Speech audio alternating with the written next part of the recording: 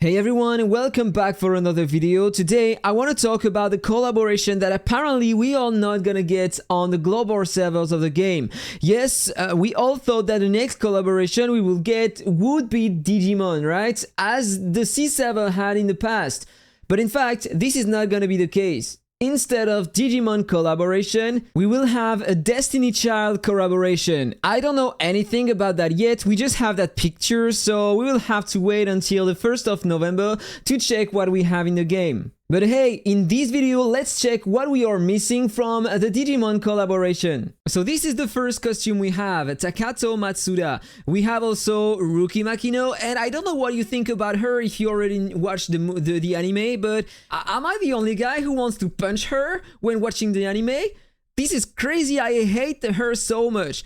I would have preferred having the third character. So then we have a Gallant mode, Crimson mode, really good looking, right? I love the design. And finally, one of my favorite Digimon this is just a design though, for your character, Belzemon Blast mode, really nice too, right? Every single costume is giving to you 1% global HP. So then, let's check the avians we have. The first one is Guilmon, one of my favorite Digimon too. I love Guilmon's line.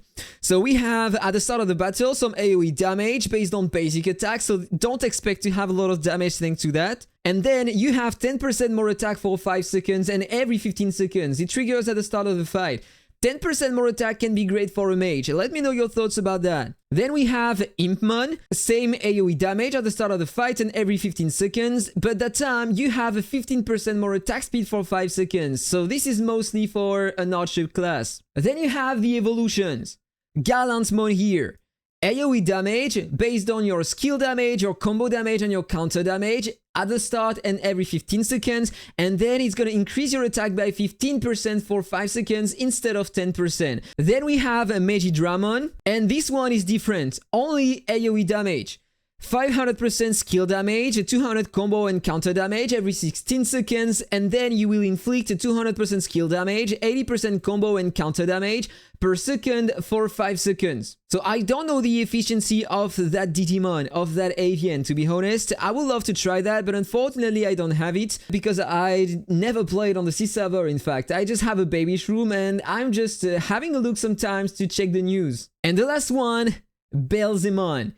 AoE damage, 765% skill damage, 305% combo and counter damage at the start and every 15 seconds, and then you get 15% more attack speed and 15% more crit damage for 5 seconds.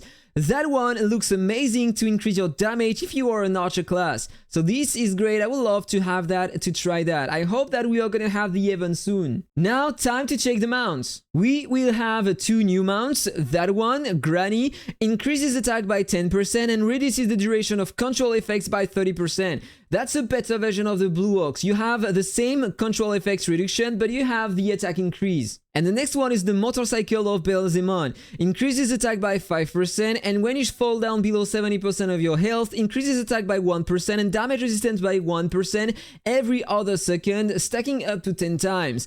Is it a great mount? I don't think so, because you can have up to like 15% more attack and 10% damage resistance, but you need first to fall down below 70% of your health. So generally, it depends on your class, but you are really in trouble if you get below 70% of your health if you are not using a tanky build in PvP, in my opinion. And like 15% more attack, 10% more damage resistance, use the Panda instead. You get it directly at the start of the fight and you have an immunity to controls, so that one is better in my opinion and by far. But I really love the design and probably I would equip that on my design. This is awesome, I love that. Let's check the reward it's giving at the parking wars now. So this is Granny, you have some ore lamps, soul essence, souls, you have some fruits, experience for avians, hammers, and these. So the rewards here are not that great in my opinion, you have better mounts. And then on the motorcycle, you have some scrolls, hearts, and clock winders, and the combination of these 3 is pretty good. And you have some soul crystals as well, experience for your avian, some lamps and other stuff. That mount is giving pretty good rewards in my opinion. Now let's jump on the back accessories. You have this one, increases attack by 8%, and when you fall down below 50% HP for the first time, you have 8% more attack, 20% more defense, attack speed, energy regen for 20 seconds. So this looks amazing, okay? But you need to fall down below 50% of your health, so I don't know, I mitigated on this one. It means that on a short fight, you will have that for 20 seconds.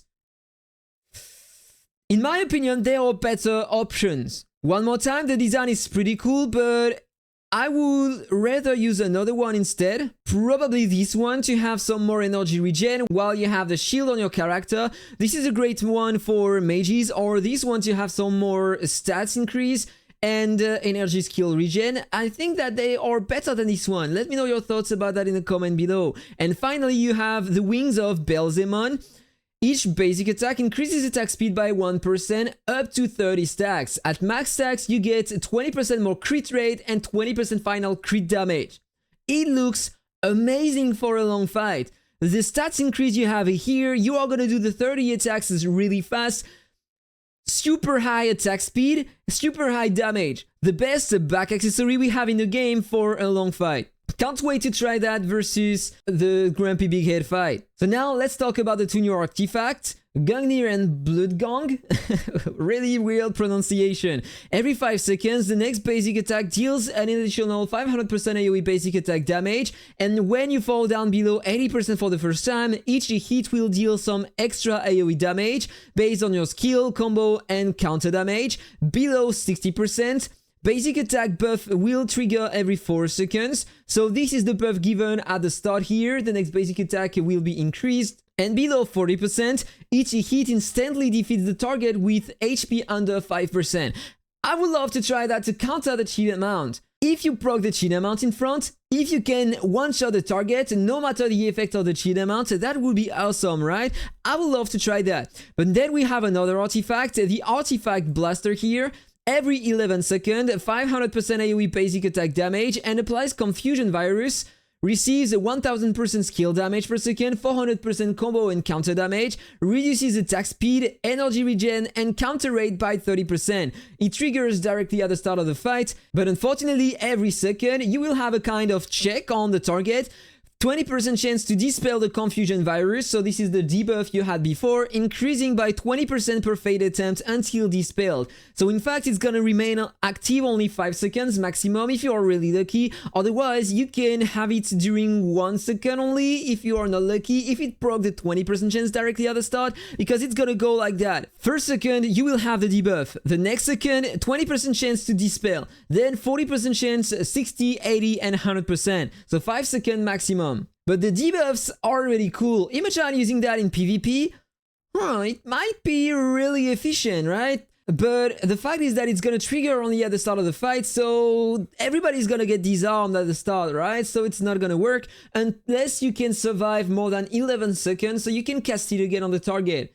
And then maybe it's gonna be efficient.